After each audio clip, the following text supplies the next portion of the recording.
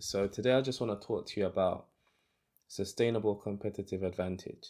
Okay, so obviously the big news of the last 2 weeks has been Elon rebranding Twitter to X. Okay, so he's got rid of the Twitter name and he's rebranded Twitter to X. Yeah.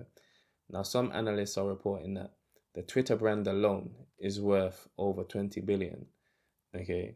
So Elon paid 44 billion for Twitter. That's almost up to half of the value of the company, even though Elon overpaid, in my opinion, for that company. Okay.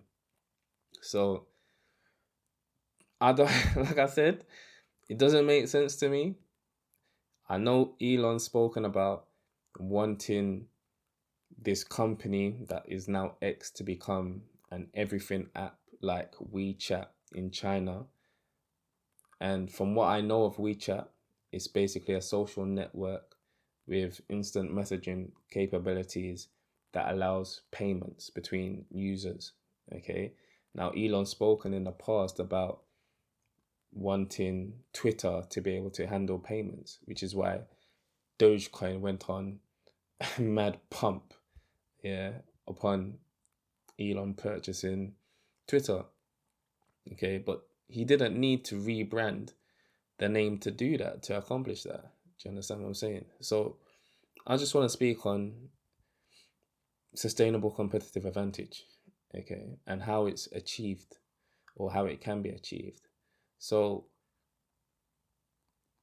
you can use the VRIO framework to analyze whether or not a resource or a company has sustainable competitive advantage in any of its activities. Okay. And the VRIO framework is basically figuring out if the resource in question is valuable, if it's rare, if it's difficult to imitate, and if it's organized. Okay. So you go through each of those categories one by one, starting from is it valuable? If the answer is yes, you move on to the next one. Right. So is it valuable? You might say yes. Is it rare? You might say yes, although there's hardly anything that's rare these days. Most things tend to get copied. Okay. Then you've got, is it difficult to imitate? If the answer is yes, you move on to the next one. Okay. Organization is basically saying, are the human resources, are the humans, or let's say artificial intelligence, able to fully make use of this particular resource? Are they organized in a sufficient manner to get the maximum out of that particular resource? If the answer is yes, then that should lead to sustainable competitive advantage.